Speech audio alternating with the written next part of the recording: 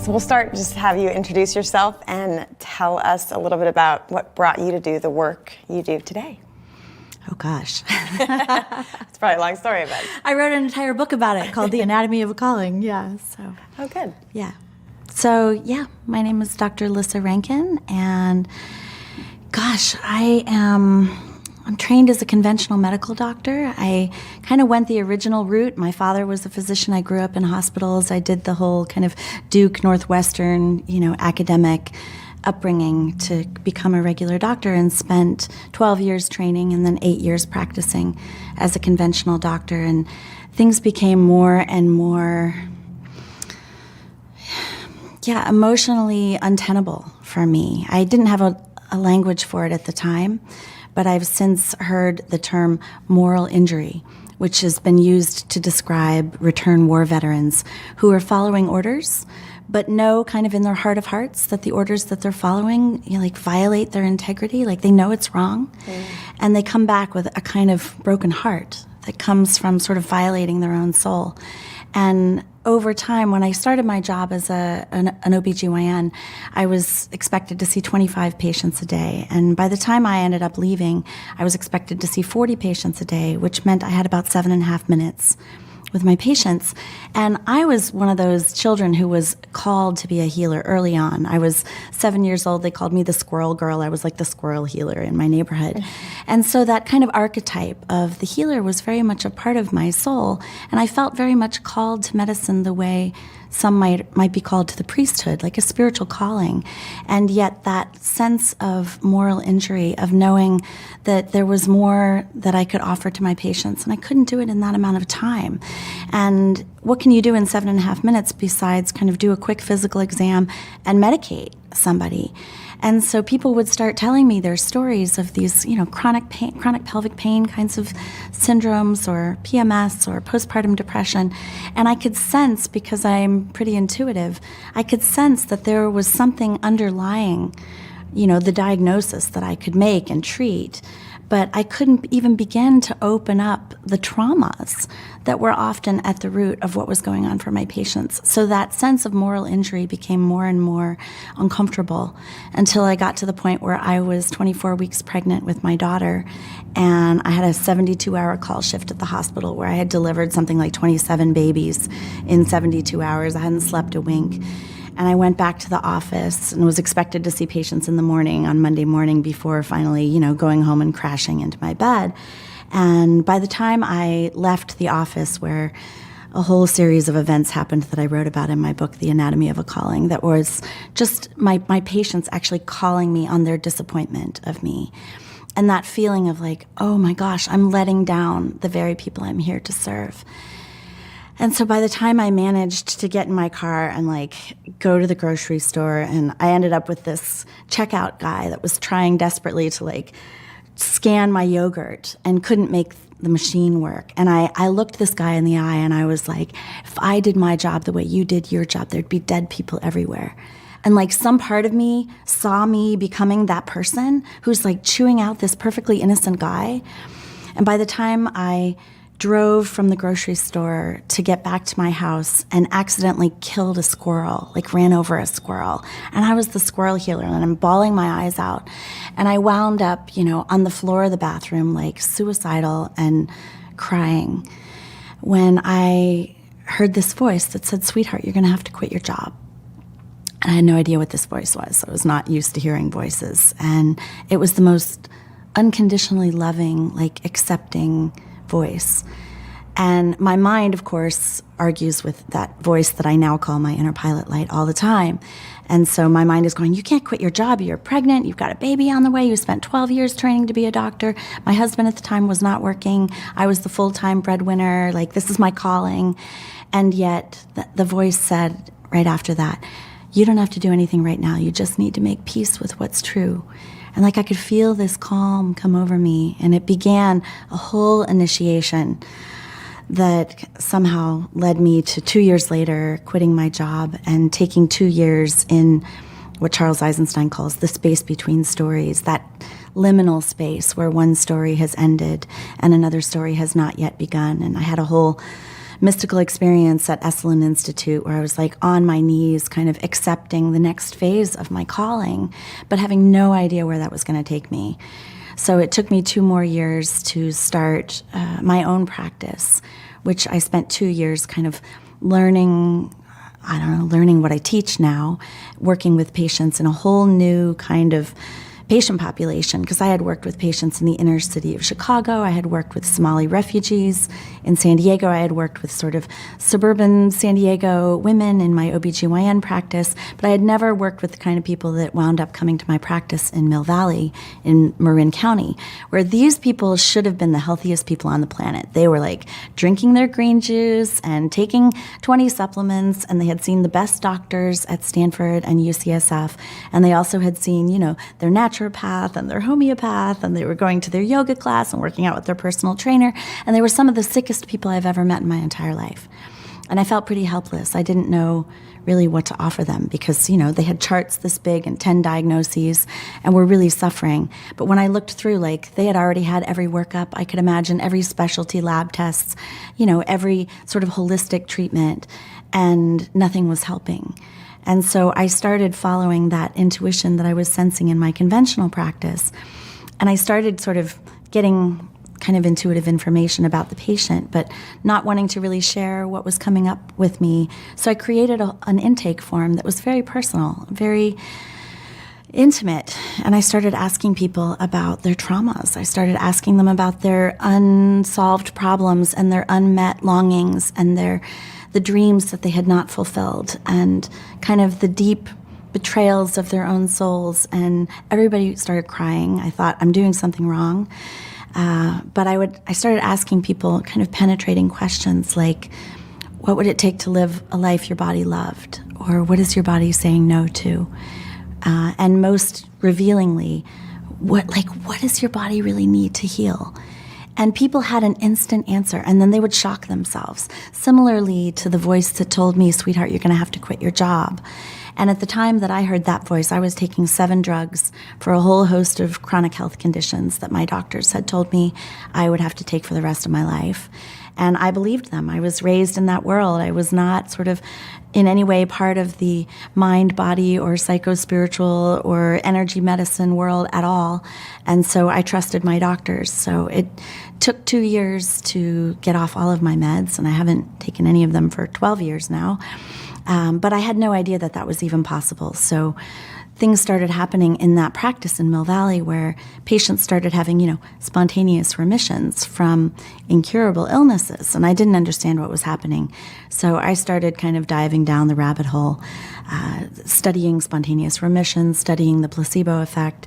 And I wrote a book called Mind Over Medicine many years ago and did several TED Talks based on the scientific data that I was finding. That was all conventional research, stuff that I was finding in mainstream medical journals, but that I was never taught in medical school.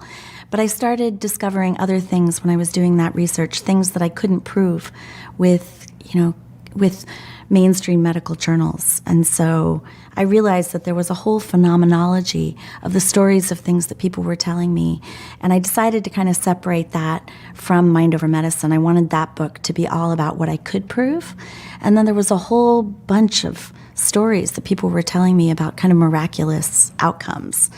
And so I called that my sacred medicine research. I'm 7 years in now, working with shamans in Peru and Qigong masters from China and Balinese healers and energy medicine practitioners here in the U.S. and trauma healing therapists who, as a side effect, have patients that have had chronic illness suddenly have their chronic illness go away or their cancer's going away, working with biofield scientists like Shamini Jain and William Bengston and spiritual healers and gurus and leaders of the kind of non-dual communities, and really trying to kind of weave together the tapestry of what's happening and is it possible to hack healing? Mm-hmm.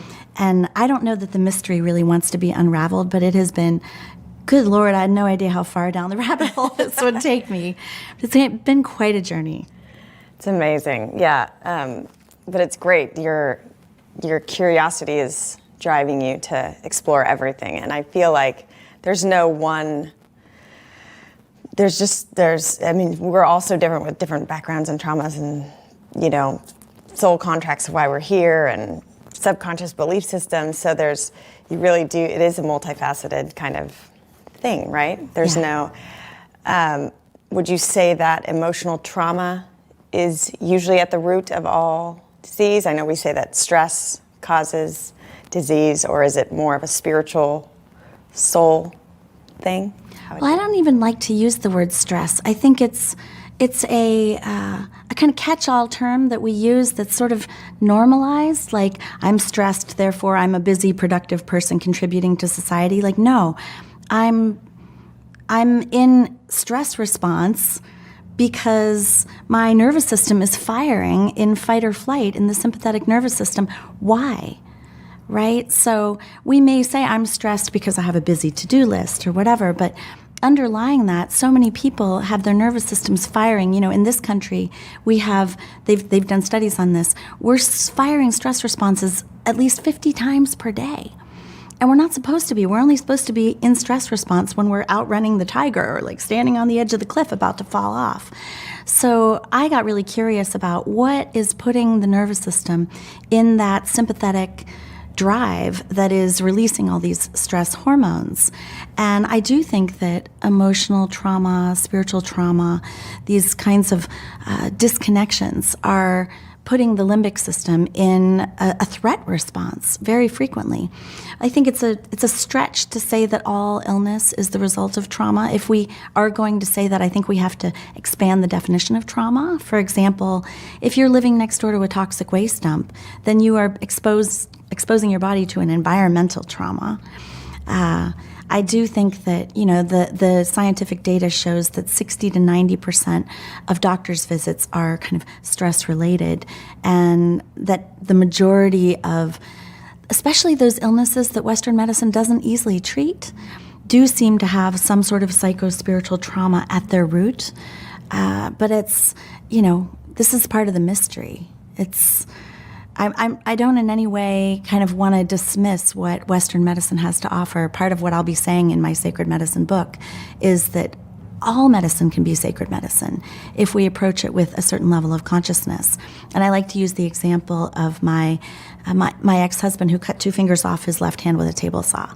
Like, thank God for Dr. Jonathan Jones, who's the microsurgeon who sewed those fingers back on, because that is a kind of holy medicine, a miraculous outcome. And so far I haven't seen any energy healer or shaman be able to replace missing digits or stitch somebody together after they're in a car accident, with their parts disconnected in certain ways. So I think finding the different kinds of tools that we can have in our medicine bag, and the psychospiritual trauma healing tool seems to be one that we've often neglected.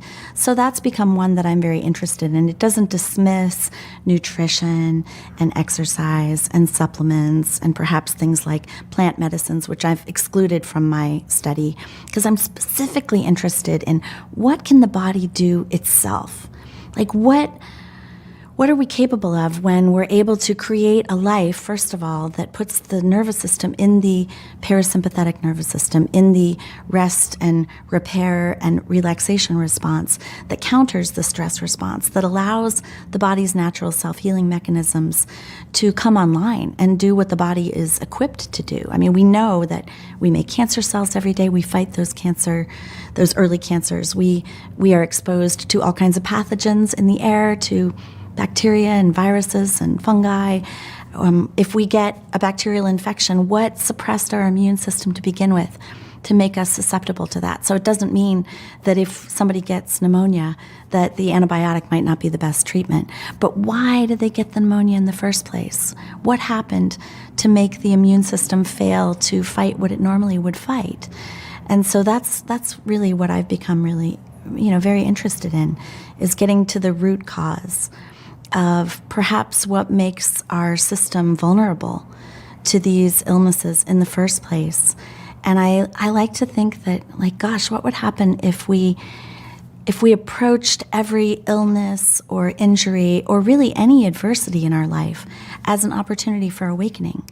Like, if, that voice that told me, sweetheart, you need to quit your job, that led to my own healing of my own physical body, if there's some part of us that loves us so much that it will create whatever needs to happen in the world in order to wake us up so that we can get curious and start investigating and exploring, okay, if this illness or if this injury is here as a friend or perhaps as a protector, then what can I learn if I show up with curiosity and compassion, if I'm not like demonizing that or blaming myself or feeling like I've done something wrong, if I'm approaching it as a teacher.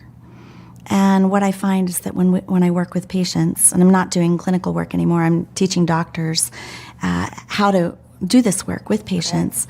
If we show up that way with patients, what I find is that all kinds of information about what really is in need of healing, often deep childhood traumas, these sort of adverse childhood events, or often for people that don't have kind of big T trauma, it's what Mark Epstein, the Buddhist psychiatrist, calls the trauma of everyday life, and we all have that. So there doesn't need to be any stigma around that. It's normal to live in an insane culture. We experience trauma, and that trauma can put us at risk. That's amazing. You can't do that. You can't address that or help your patients through that in 7 to 10 minutes, No, it can take months sometimes. So it's such an empowering lesson to start looking at these challenges that show up in our lives, especially a serious diagnosis, as a lesson, as a friend, as a gift. Because in hindsight, if someone's healed, many cancer survivors, spontaneous healers, they look back and say that cancer was the greatest gift because it woke them up to their calling or got them out of a toxic relationship or healed past trauma or whatever. So, but there's so much fear, especially if it's a later stage cancer or something like MS that has this incurable label to it. And you talk about there's true fear versus false fear. Do you want to talk about fear a little bit and how to move through that or use it? Sure. Well, when I wrote Mind Over Medicine, I was sort of trying to reverse engineer what was I doing with my patients that was leading to these kind of radical remissions. And so I had sort of broken it down based on the data to create what I called the 6 steps to healing yourself. And the 5th step was about writing your own prescription, essentially doing a survey of your life to assess what needs to change in my life to create a life that my body will love. What stress-inducing circumstances do I need to ameliorate? And also, what relaxation response-inducing activities or practices or lifestyle changes might I add? So what can I subtract and what can I add? And people would create this long list. I was teaching Mind Over Medicine workshops, and people would create this step-by-step, intuitively driven kind of prescription for themselves of here's what my body needs in order to heal. And I realized that there was kind of a step missing between step 5 and step 6, which was kind of surrender attachment to outcomes. And because when I was teaching the workshops and I was in with big groups of people, and I would tell people, okay, you have your prescription now. If we lived in a magical universe, of course, there's no guarantees, but let's say we live in a magical universe where if you did everything on your list, you would be fully cured. How many of you here are going to do what's on your list? And about half of the people in the room would raise their hand. And I'd say, okay, wait a minute. I want to talk to the people that are not raising their hand. What's going on here? And people started saying things like, well, but then I wouldn't get my disability check. And then I'd have to go back to that horrible job that I hated. And well, my husband used to beat me and he quit when I got sick. And I had this toxic family. And now I have a good excuse not to go see my mom. And I hate housework. And now my husband pays for a housekeeper. Or basically they started telling me all of the secondary gain. And they started getting really in touch with things like, well, then I wouldn't have an excuse not to fulfill my calling. And so people started getting really in touch with their fear. And so I hadn't really tracked that when I was working one-on-one with patients. And so the next book that I wrote as kind of the follow-up to Mind Over Medicine was called The Fear Cure, because I realized that fear was not just an uncomfortable feeling that kind of keeps us from perhaps fulfilling our calling or living our prescription for healing. But it was also a stress response inducing emotion that can predispose us to disease. And the link between fear and anxiety and things like heart disease and predisposition to cancer and autoimmune diseases and infectious diseases and such is very clear. But then I realized, oh man, now I'm just going to make people even more scared, because now they're going to realize it's not just an uncomfortable emotion, but it's actually predisposing them to illness. So in that book, I described kind of the difference between what I called true fear and false fear. True fear being the fear we're supposed to have. We're supposed to be in stress response when the tiger is chasing us. It's a survival mechanism. And people who have that disabled, there are certain conditions that can disable that mechanism in childhood, and they often don't live very long because they'll just walk right in front of a car and get hit by a car. There's no natural kind of survival instinct. But the fears that are often coming as what I call false fears are those imagined dangers. And so I've come to have an even more clear understanding of how to work with those fears. I like to say that the fear cure is kind of a misnomer. It's how to let fear cure you. It's not so much that we're supposed to not feel our fear. I'm not a fan of a lot of the kind of spiritual bypassing teachings that suggest that if we do enough spiritual practice, for example, we can just transcend our human emotions. Like, false fear is totally normal. It's usually protector parts that come in from childhood where, we developed all of these coping mechanisms and defenses in order to protect these very vulnerable, exiled parts of ourselves. I really resonate with the teachings of Richard Schwartz, who created internal family systems, or IFS, which is a trauma healing modality. And people who are doing this IFS healing work have often as one of the unusual side effects that their illnesses are getting better. And so using that, usually fear or false fear would be a kind of protector part. It would be a part that we can befriend. We can get curious and we can show up with that part and ask it, what are you afraid would happen if you weren't doing your job? Like if the money fear wasn't doing its job, or the I'm afraid my partner's cheating on me part wasn't doing its job, or the I'm afraid of getting burned at the stake if I fulfill my calling. All of those are things that are actually trailheads that if we are brave enough to go down those trailheads, we'll usually find some very young, wounded inner child part that is waiting for our inner pilot light to come in and do the healing for those parts. And that is work that we can kind of do ourselves, but it falls into the realm of many of the paradoxes. I find that in healing we come upon many paradoxes, like you can heal yourself and you can't do it alone. Mm-hmm. And you're responsible to your illness, but you're not responsible for your illness. So fear, when we approach it as a friend, will often tell us what traumas might need healing in order to clear what's blocking us from actually, living the prescription for our own healing. I love that. Fear is a trailhead. It's a sign. It is. It's an like, indicator. Here, go down here and let's get curious. Let's have compassionate, inquiring exploration and not be like demonizing the fear or hating the fear. Like, a lot of times we have these parts that are polarized.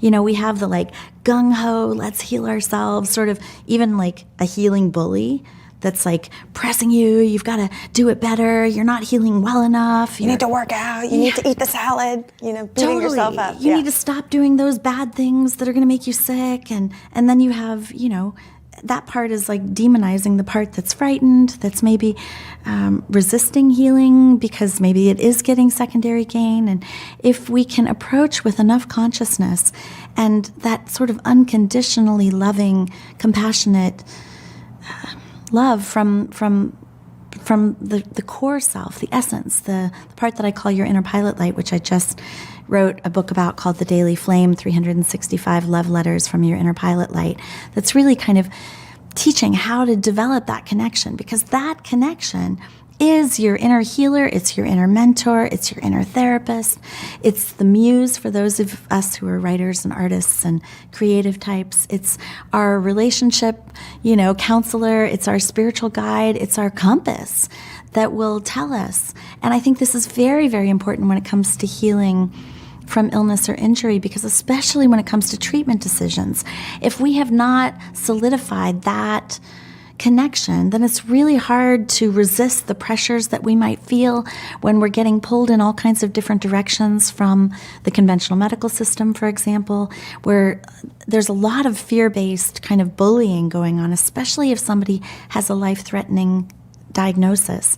A lot of pressure to get treatment now and listen to what the doctor is saying, and don't listen to your inner pilot light. Don't take some time to digest it.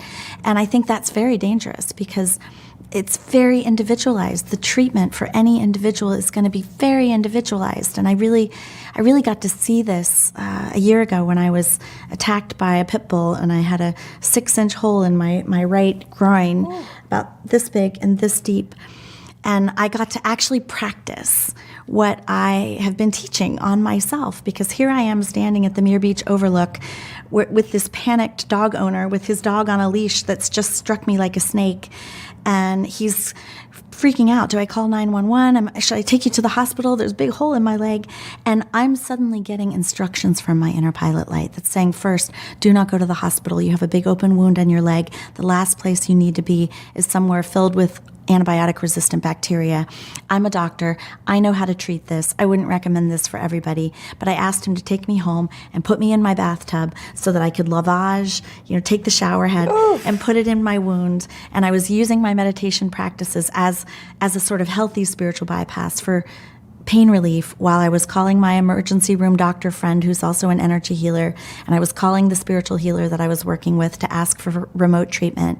And I was, contacting a surgeon to get an opinion about what I might need to do about this. And the surgeons all said, this is not going to close on its own. You're going to need skin grafts and tram flaps. And my inner pilot light was saying, no, that might be true for somebody else, but it was not going to be true for me. Like, my body knew how to do this, and I was going to follow. Like, I was getting instructions like, boom, boom, boom, one after the other. And I was making one phone call after the other. I was using some Western medicine. I was using like a collagen treatment for my wound with wet to dry dressing changes. I was, going to be using all of these spiritual healing techniques and also dietary approaches and supplements to reduce the risk of infection, really implementing, writing my own prescription.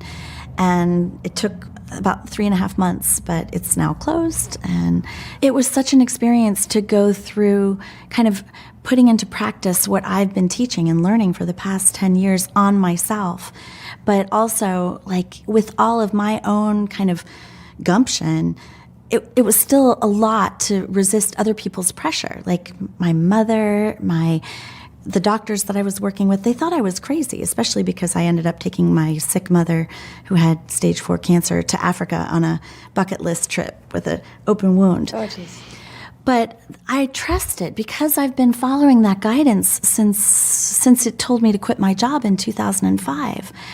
I have so much I like to say I used to have blind trust, and now I have evidence-based trust, that if I follow those instructions, then things tend to go well. And if I don't, and I get the instructions and I violate them, then things fall apart. So I think that if we can teach one thing to people who are on a healing journey, it's to develop that connection, the solidity and the trust, the ability to kind of surrender our mind's intense attachments to thinking that we know how to control the journey, and to trust that something can help us navigate the journey, and it's very individualized.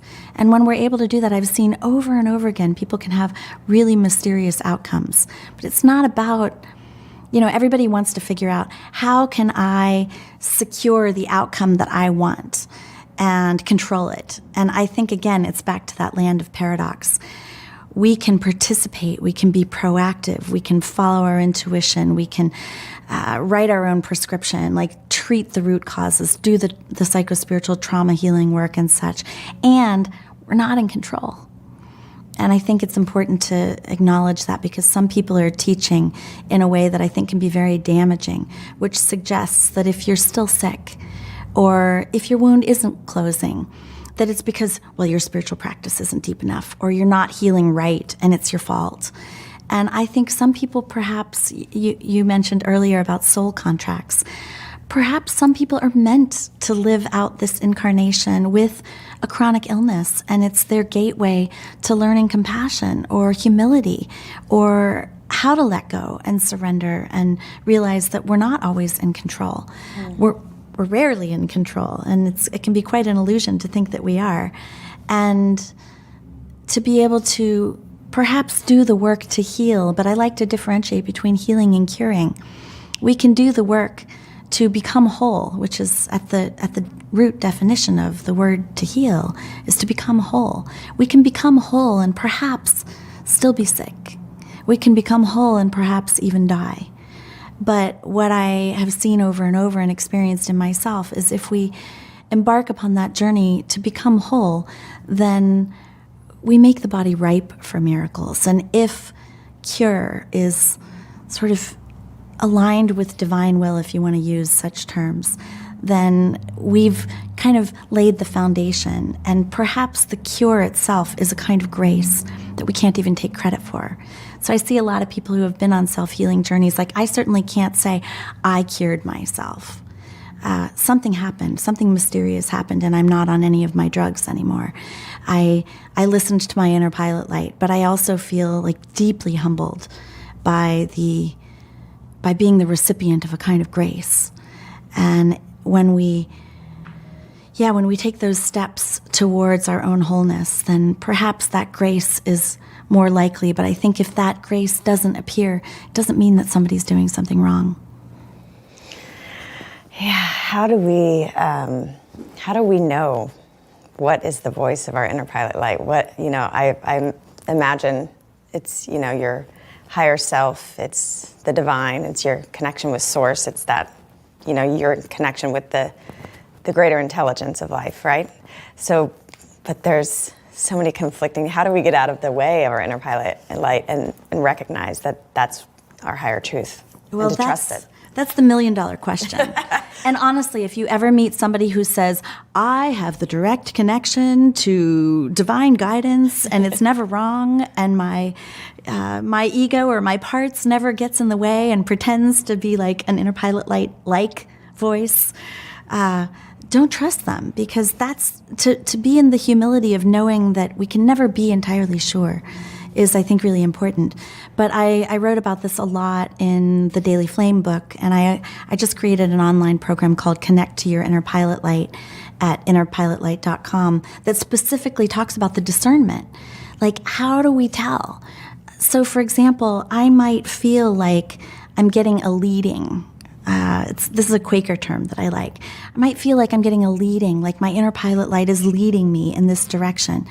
But I am always in that sort of humble inquiry of like, is that really the direction that I'm supposed to go? And in my experience, you can ask for as much confirmation as you want.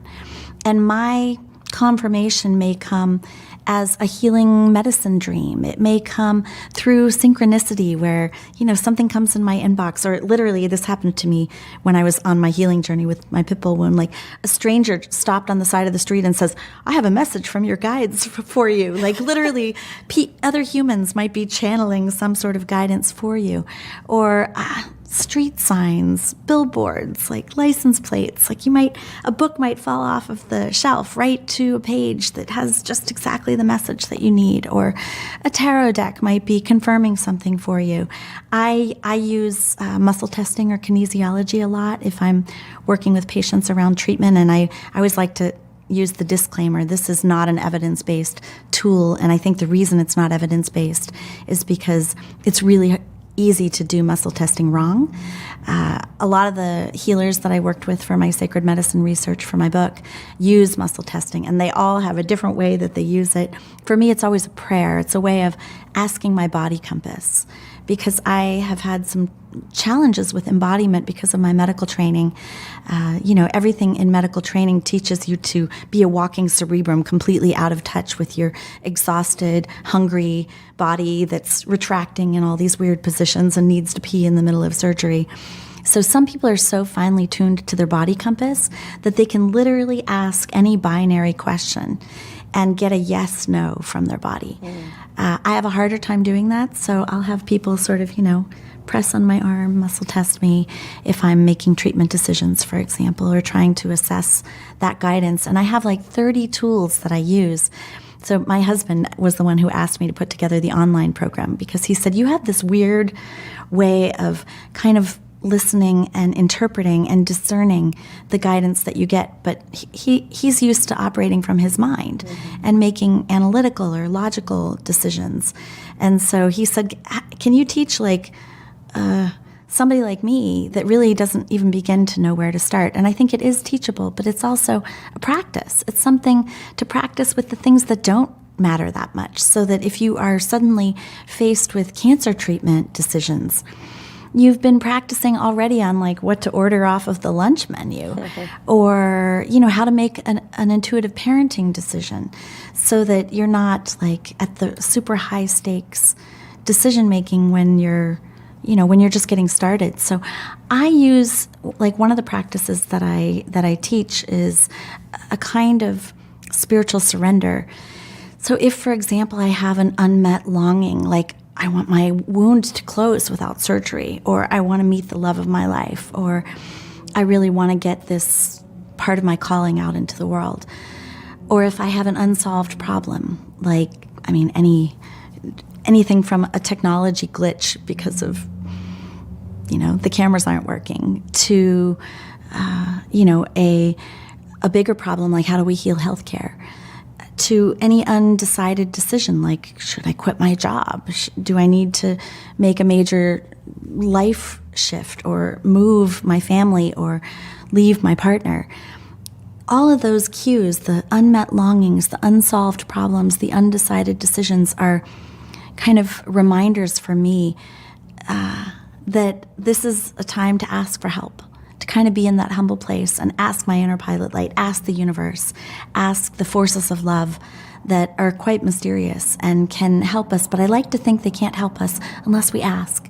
So as long as we think, the whole self-help movement or the whole self-improvement movement suggests I can do it myself, there's no humility there.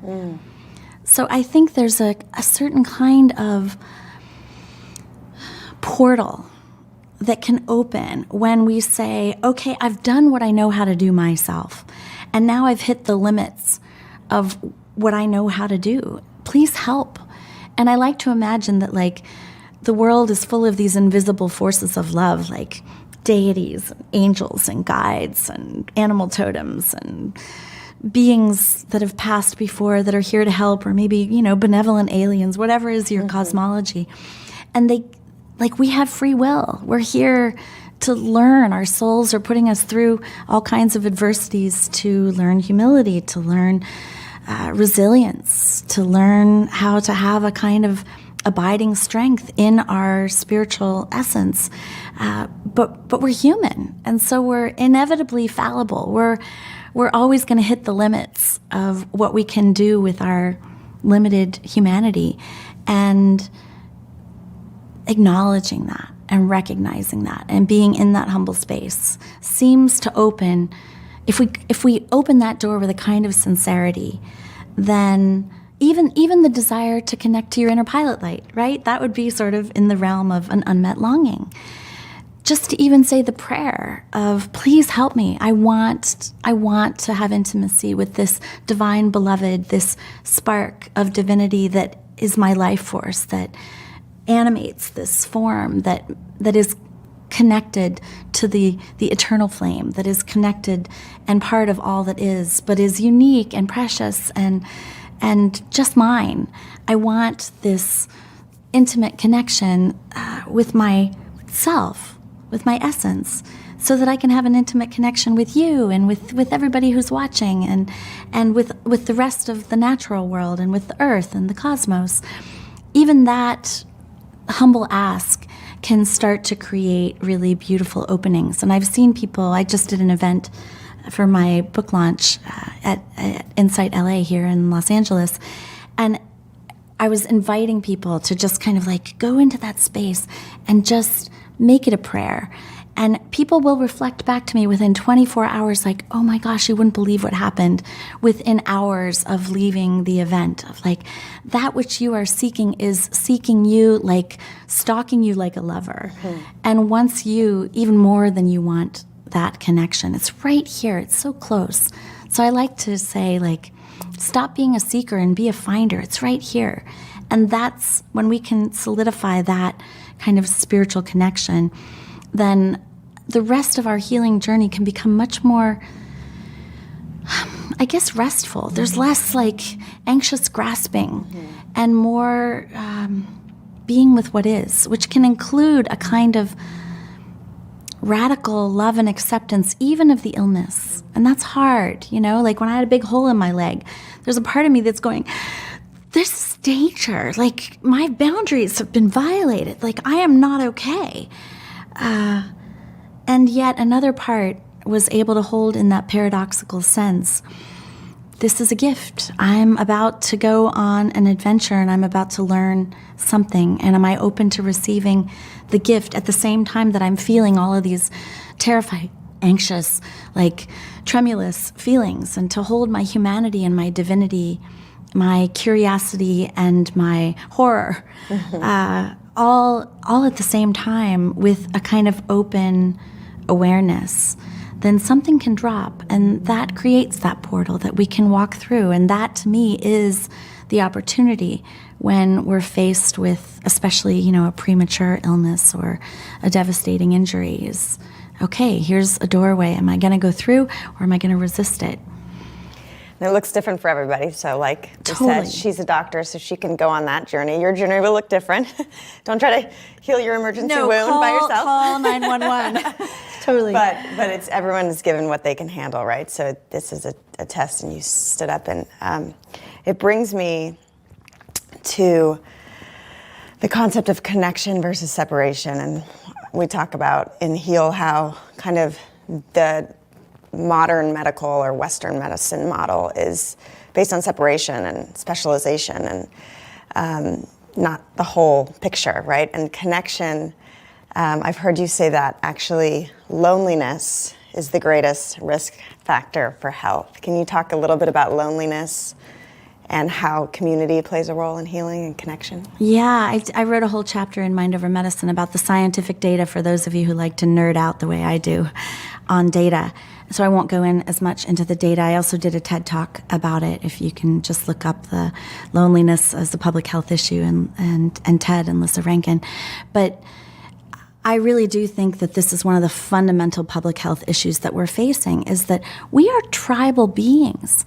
We are not meant to be self-sufficient. So this whole rugged individualist kind of American culture that's very much part of Western modern society kind of separates us, especially when people are on a healing journey. They think, okay, I have to do this myself, or I'm going to give all my power away to a doctor who's going to, you know, give me orders. Tell me what's possible. Totally. Yeah. So I really think that healing requires community. Like and all the data suggests this, that people who have strong social support, who are sitting in circles, who are asking for help, you know, for many people, when I'm doing the kind of root cause work with people around illness, for many, many, many people, illness is the first time that they've ever been forced to learn how to receive care.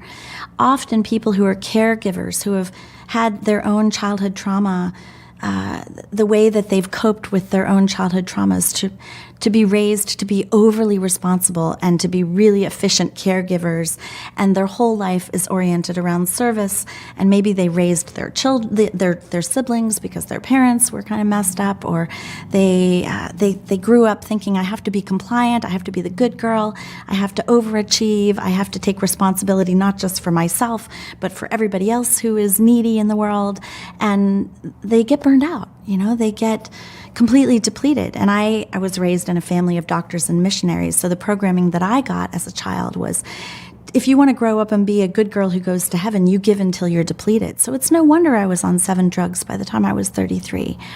And I was, medical school just reinforces that the patient's needs matter far and above your own needs.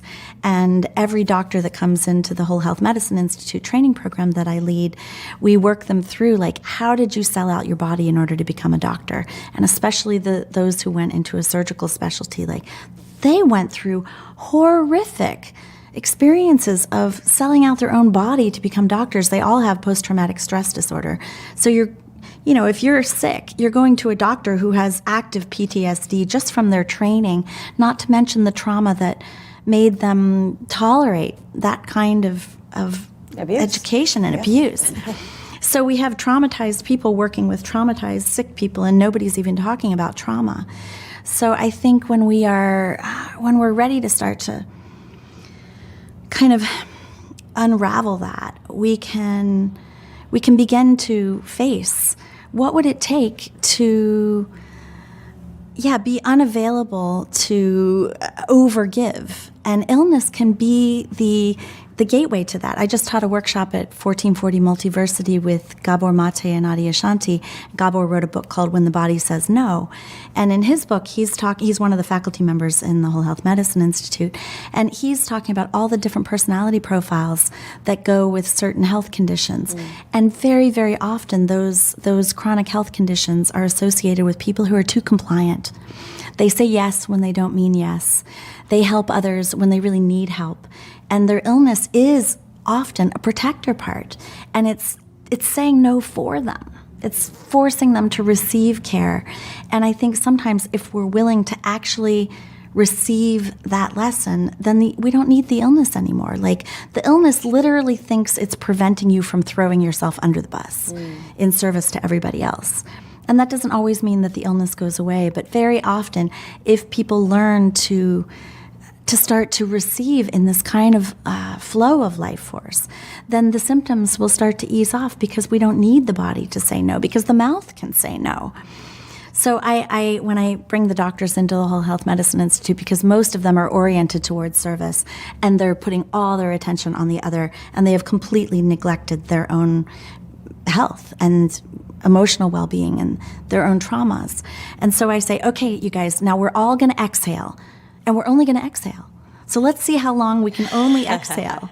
And we will breathe out. And of course, you can't breathe out without breathing in. And every indigenous culture knows this as spiritual law, the sacred reciprocity of we're here to serve, we're here to give our love, we're here to give away our gifts, and then we need to receive all of the blessings, all of the awe, all of the beauty, all of the connection. So it comes back to that intimacy, not just with our own inner pilot lights and with our own spiritual connection with nature, but with each other. Like, we are surrounded by love, and yet people are feeling so disconnected from love. I had a conversation once with Dean Ornish, who has done a lot of research in cardiology around reversing coronary artery disease. We didn't used to think it was reversible. He's proven scientifically that blocked arteries can get unblocked through the cardiac care program that he put together. And I sat him down once, because it includes, diet and exercise and meditation and group therapy and stuff like that. And I said, Dean, of all the things that you do in your treatment program for people with heart disease, what do you think really is unblocking the coronary arteries? And he said, these people have broken hearts. We're putting them in a circle, and we're teaching them to love each other. It's a conspiracy of love. And I think if we can see illness as another opening to how can we create our own conspiracy of love? We can't do this alone. Again, you can heal yourself. You can't do it alone. So I have a vision that I'm in the process of, asking the universe for support and surrendering it to my practice of, as ubiquitous as 12-step is for people who are in recovery for addictions, imagine if something equally cheap, equally readily available and reproducible was available for people who are healing from illness, injury, or trauma. like I'm calling it the Healing Soul Tribe for right now, but it might evolve into something else. And I'm planning right now a gathering of all of the mind-body medicine doctors and trauma healing therapists and energy healers and shamans and biofield scientists and spiritual healers and gurus and leaders to come together to try to see, could we create a model that we could easily teach group leaders, maybe just people who have been on a self-healing journey themselves and have recovered and feel inspired to give back, to bring together circles of people that are healing together and make it cheap and easy, because right now healing is often a luxury good. Not everybody can afford to pay an energy healer or go to weekly trauma therapy or go to a workshop at 1440. These are things that people of privilege have access to, but I'm really interested in the public health aspect of that. And several of the doctors that I work with that have graduated from my program are public health doctors, and they're starting to bring it. We have one doctor working in Canadian public health and another working in New Zealand public health. It's harder in the US because we don't have socialized medicine. But that to me is something I'm very passionate about, is creating those circles of connection where we can just show up with our open hearts. And there's more and more that's coming out about what happens when we create a circle of coherent energy, of kind of using things like heart math to create heart coherence and brain coherence, to bring together some of the work like Lynn McTaggart has been doing around to change the field. And my theory is that if we create a strong enough container with a prayer and everybody coming together with the intention of healing, that perhaps we could create something that ubiquitous, so that, because so many people, when you start talking about finding their soul tribe, there's like a desperate pain. They want it so bad. It's such a painful longing because they feel kind of shame if they're lonely, especially if they're sick and lonely. They feel like something must be wrong with me, and it can activate this feeling of unworthiness, or I'm not good enough, I don't belong. And it's a desperate pain. And so we've created an online place to kind of gather people called the Healing Soul Tribe, where we're kind of experimenting with that, and we're training group leaders who are now starting to create these circles. So I don't know where that's going to go, but it's amazing. That's my big vision. My inner pilot light is flickering with joy for you. We need that. I have no idea how to do this. Like, it feels like a daunting task, but I also know that, like, I'm not that ambitious anymore. Like, I kind of healed my ambitious part, my overachieving part. So it's more like, if that wants to come through, the support and the resources and the people that can help put that together will make it happen. But I feel it in my heart. Yeah, that's kind of, after we did the film, I was like, we need like a after support, because people are going to want to know where to turn. And the only answer that I came up with is like, I can't answer all the messages and inquiries and desperate cries for help. So I wanted to create a community where like people can connect with healers and practitioners easier. Yeah. But also, like you said, people who have healed, who can share their stories so that other people going through the same diagnosis or a similar diagnosis can follow in their footsteps. So, and that starts with the community. So you're creating that. Well, that's what we're finding in the online version of the Healing Soul Tribe, is like, I can't attend to all of the people. I get hundreds of emails every day from people that are either telling their miraculous stories or offering their healing work, or really in pain, really suffering from their illness and like desperate for support, and it's overwhelming. I'm sure you get the same. But we've found that in the community can support itself if we create the container for that. So I do think that's kind of the next step. Like the Thich Nhat Hanh said, the next Buddha is the Sangha. And the Sangha is the healing circle. Ooh. So I chills. Yeah. I get a little like, sometimes I get my own scared part feels big, and I get kind of emotional when I think about it sometimes, because I also feel like the deep pain, like sort of the desperation of how much loneliness is out there, and how much people are really suffering. Yeah. Big time. Yeah. Ooh. Yeah. Part of my vision really is just really exploring what do we have in our medical tool bag, right? So we have Western medicine. I'm not in any way diminishing that. And people sometimes, I get this I get these energy healers and such that are like really anti-Western medicine, and they're like, "Oh, yay, you've jumped off the mothership and you've like joined the anti-medicine camp." I'm like, no, I'm the voice of no camps. I just want to know what works, what can we rely on, and what's possible so that we can. It's almost like we have an array of beautiful opportunities, and people can kind of go and pick in the candy shop of what tools are in the medicine tool bag, and Western medicine is absolutely one of them. But then so is trauma healing work to identify the root causes and heal that work. So is shamanism and soul retrievals and kind of going into that indigenous medicine. So is these kind of biofield technologies that are coming up that are using vibration and frequency and sound healing and things like this. I'm really curious about what are the tools and which tools work for which conditions. And I don't trust anybody who says, well, my treatment is the panacea, it works for everything. That's to me like saying penicillin will treat any disease. Well, penicillin works great if you have strep throat, but it ain't gonna do, crap for a virus. So a lot of the energy healers and such that I meet seem to think, well, it's all the result of energy blocks. And if I do my hands-on healing treatment or I do my hocus pocus, then it'll cure everything. But I don't really believe that. I think, for example, I respect people like William Bankston, who wrote the book The Energy Cure, who's doing hands-on healing research on mice and has been studying this for 30 years. And he's found that he calls it his hocus pocus. It's a mental cycling, kind of rapid cycling of wish fulfillment, almost like law of attraction practice. It's hilarious. The treatment is rapid cycling of images of what your ego wants, like fully selfish desires, as fast as you can cycle them. And then he can teach grad students, like skeptical biology grad students, how to do this. And they're curing cancer in mice. And he hasn't done clinical research on humans because it's so hard to control the variables in humans. But some of his students are treating humans, and anecdotally, they're finding that his treatment works really well for pancreatic cancer and Alzheimer's, but it doesn't touch warts or Parkinson's. Interesting. So I think that's part of what we need to find. Like, okay, maybe that's interesting for those treatments.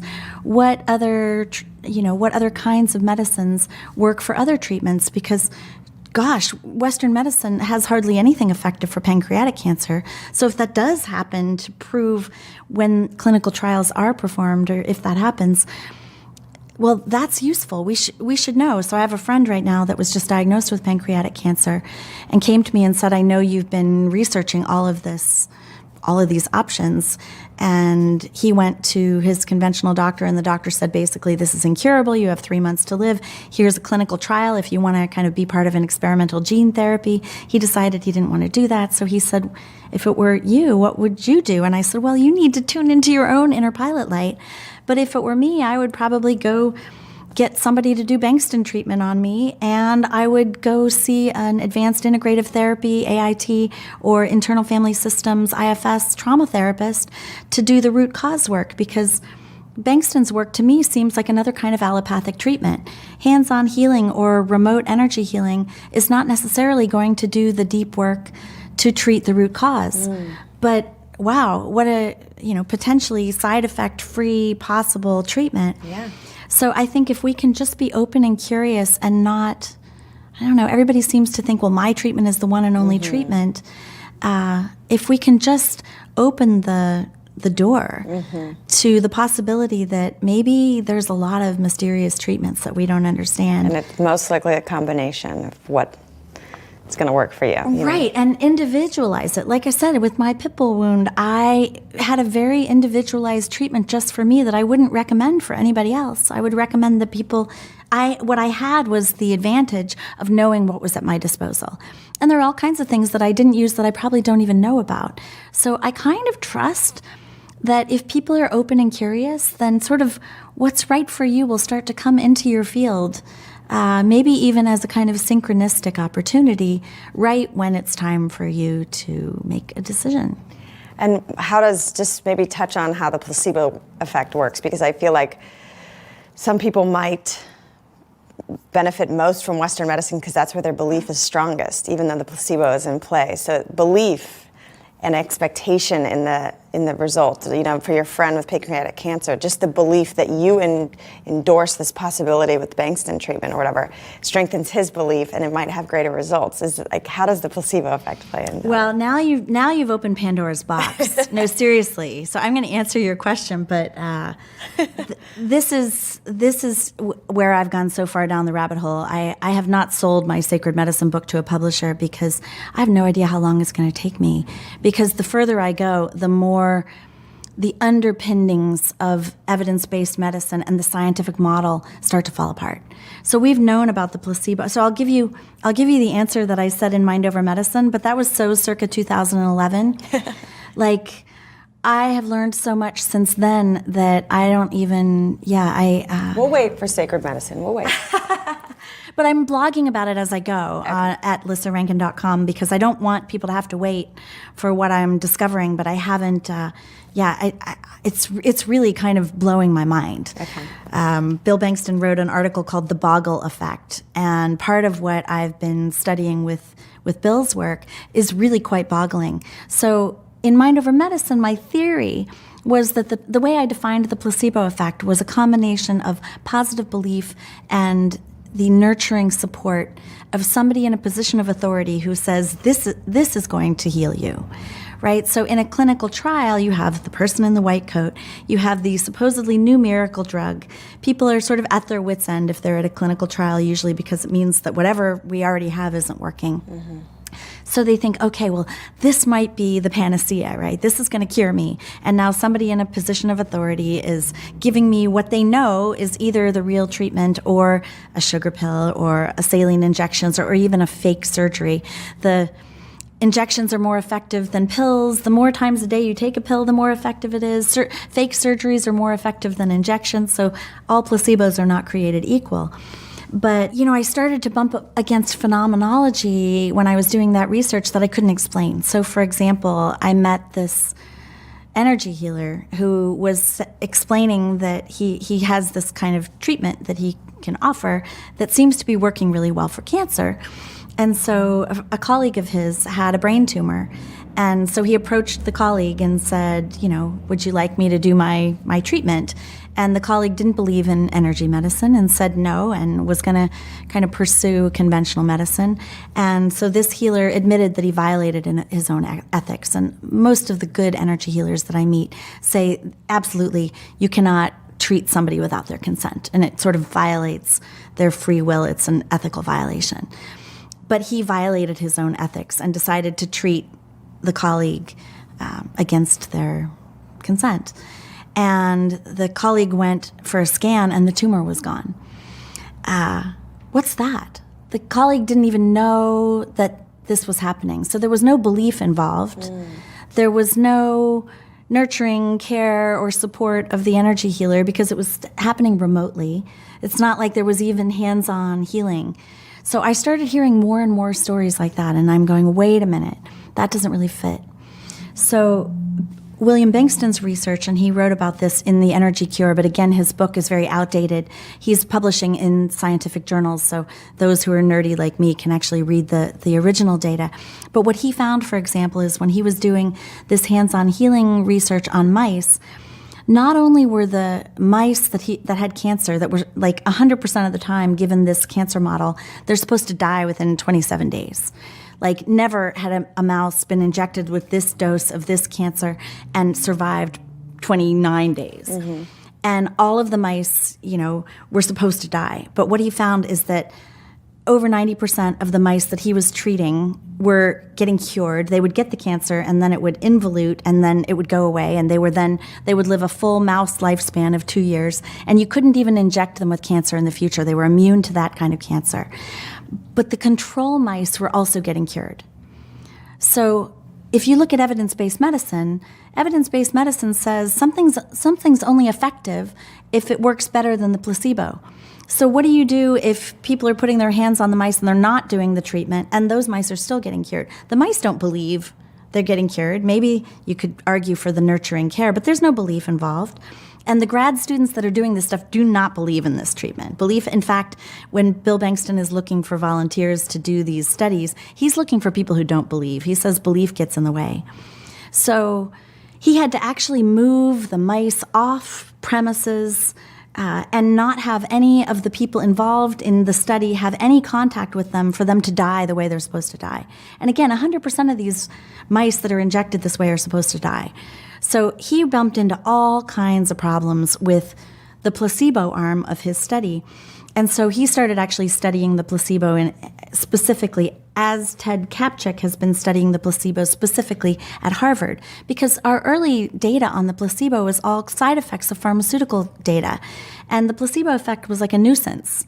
You know, if you're a pharmaceutical company trying to prove that your drug works, you want the placebo effect to be low. And they would actually, I used to be involved in clinical trials in my conventional medical practice, and they would kick out the placebo responders in the first phase of the trial. They wanted to prove efficacy. Mm-hmm. So what do you do with this information that, between 17 and 80% of people that are getting a fake treatment are getting cured. And in Bill Bankston's study, the control mice are getting cured as much as the cancer, as much as the treated mice.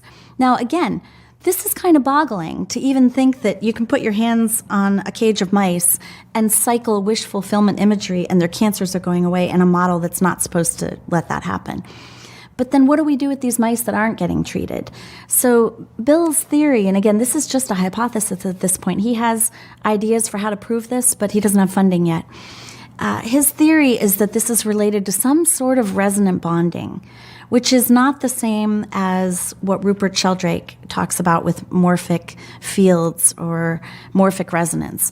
He thinks that there's, in some way, that the connection, we're back to connection, that the mice are connected to each other in a kind of energetic field, and that maybe they're connected because they all came from the same litter, they all were mailed in the same box, they all are going through this experience together. And if any of the researchers bonds with the mice, their cancers all go away. If the treated group gets cured, so do the control mice. But if the researchers don't bond with the control mice, then the control mice seem to get better. So his theory is that the way we're actually practicing medicine is the opposite of what would be most healing. His theory is that because if you look at placebo data, the bigger the group, the higher the placebo effect.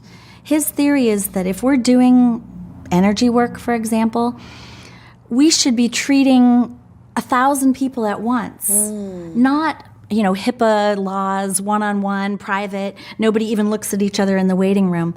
That the bonding of a group, and the more bonded they are, the more this is true. And he's trying to study what does it take to bond a group. But his theory is that if a group is bonded in this kind of resonant bonding, then if you get cured, I might get cured. So maybe you're the one treated and I'm getting cured. So if that's the case, the way we're doing pharmaceutical trials it's impossible to have a control arm. That anybody who is in the group and identifies with being in the group and is getting attention from the researchers is potentially in that field of resonant bonding. This makes it very hard to say that this treatment is effective or this treatment is not effective. So it starts to unravel the whole underpinnings of our scientific model. We don't really have a new model to suggest. So there's a bunch of nerdy scientists that get together every year at the Society for Scientific Exploration, the SSE, and that's one of the things they're going to be talking about this year, is like, okay, we're breaking down the old story of science and medicine, but we don't really have like a new story yet. And so it's very scary for people like me. I get really uncomfortable when the underpinnings of what I studied in these bastions of scientific institutions, when it's starting to unravel. But it's also really exciting, and it further supports my theory about the healing soul tribes, that like getting people together in a bonded group, doing things to intentionally bond them. Like when I'm doing workshops or healing work, we do cuddle puddles. We literally lie on the ground with like 100 people all snuggled in little puppy piles. And I believe if we do group healing work in ways that are really bonded, where we're like really caring about one another, then potentially, let's say one person in the group has a spontaneous remission, is it possible that somebody else who isn't even getting any sort of active treatment is now, that portal of potentiality is now open for anybody that's in the bonded group? And that gets me super excited and also a little nervous. I think it's just the way the universe, higher intelligence, are getting scientists to see that, where two or more are gathered, or community and connection is the most important thing. And it's trying to bring this global tribe back together. Absolutely. So we can get beyond this divisiveness and separation that's happening right now. Well, I love to challenge Bill Bankston because he's the quintessential scientist, and he calls me like the West Coast pain in the ass because I keep pressing on him and saying, well, mice aren't humans. And he's like, I know. So we can't necessarily extrapolate what's happening in mice who the only trauma they've gone through is that Bill has injected them with cancer. Yeah. They haven't gone through the kind of psychospiritual, emotional traumas that may have weakened the immune system in the first place to make them susceptible to the cancers. They've been cancered. And we're not treating cancer patients in a cage full of mice with hands-on work. We're treating them one by one in a chemo ward, separate with curtains in between them. So I do think, and he's listening to me. We are a very congenial, dueling. Odd couple. Well, we're both interested in hacking healing, but I'm coming from the humanistic perspective, and he's becoming more curious and open to maybe starting to study what he calls uprights, the humans. But I do think that part of what he's discovering with the mice is going to be translatable to the humans in that, if you put us all in a cage together and you bond us and you leave us there for weeks while we're getting healing work together, maybe that's going to be more effective than if you go one-on-one to a healer and you're paying, $200 for a solo treatment. So I love what you're saying, that it's kind of like the back door, right, into reminding us what the indigenous people have always known. They do their healing work together. They do it in community. I was living for a while with the Caros at 16,000 feet in the Andes in Peru, and they come together all the time to do ritual, to do healing. They do group grief rituals. One of the chief, when I was there, his wife had her baby, and I had asked, I'm an OBGYN, does she need any support? And he said, no, the women, they deliver their own babies. They go into their huts. We don't even have midwives. And the baby died. And I was so devastated. And they sort of were much more accepting of Pachamama gives, Pachamama takes. And I said, well, where is she? And he said, well, she's tending the alpaca. And I was like, well, she just lost her baby. She just had a baby last night. And I said, but what about the grieving? And he said, well, we come together in communal circles and we grieve together. We heal our hearts together. And so we'll do that work with the rest of the community. So the indigenous people have been knowing that community healing and group healings are far more powerful than one-on-one work to begin with. And they know how to do tribe better than we do. So I think I have a tremendous amount of respect and also a lot of grief around how much trauma we have inflicted upon the First Nation people all over the world. And so we can certainly look to them to model kind of finding our way back home. Right. It's amazing. So I think we've covered a lot. Just for someone watching that needs, I guess I just ask everyone what a takeaway message on healing is to inspire that person that may be facing a daunting diagnosis or wants to know how to support a loved one with a diagnosis or guide them. So what is your one takeaway message on healing? I have so many answers to that. Well, first of all, I just want to say that everyone's entitled to their own journey. And you said if you're supporting somebody else. I see so many times that people who are supporting somebody else are trying to pressure them to accept some of these unconventional healing modalities. And some people are not ready to touch their traumas. They are not going to look at the root cause of their illness. They're going to feel blamed. They're going to feel defensive. And if you're pressing someone, then you need to look at your own stuff. It's really your own fear, your own discomfort with somebody else's suffering, or your own fear of perhaps their death.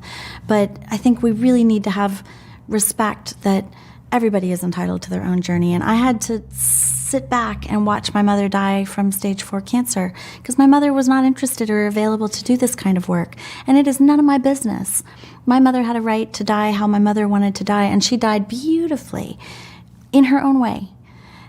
So that's one thing I want to say. And then I guess one bit of wisdom that was given to me by a Swami who's a spiritual healer that I found so important and really helpful on my own journey with my wound, which was he has a long waiting list of people that are desperate, that are often dying and, incurable illnesses. And so they wait for their appointment and are often impatient. And so when they finally get their appointment with him, he says, okay, I've got your human consent. I need to check with your soul because this may be your soul's checking out. And if so, I can't override your soul's free will. But assuming I get your consent and your soul's consent, then I'll do my part, but you have to do your part. And people will say, well, I'll do anything. Like, give me a special diet, tell me what supplement to take, give me a meditation, whatever. And he'll say, okay, let's say you have stage 4 cancer. You have to love and accept your cancer. And they'll say, no, I'm visualizing my white blood cells fighting my cancer. And he says, then I can't do my work. You will be canceling out my work. And people are really resistant to that. So I think to say love and accept your illness, see it as a friend, see it as a protector, get curious about it, and don't bypass the fear, the pain, all the emotions that come with that helplessness, that frustration, that impatience, that desperation. I'm not suggesting that we should be doing the spiritual bypass, but to hold those in paradox and actually find a way to really lean in, because the resistance itself can fire off stress responses. And if we can see it as an opportunity for deeper healing, and even at its extreme, and this was hard for me, but I was able to get there, to a kind of radical gratitude. Thank you for this gift of love. Thank you for this gift of love. This was my mantra while I was doing my healing work with my wound, was thank you for this gift of love. Thank you for this gift of love. And then find the gift, like you're on a treasure hunt.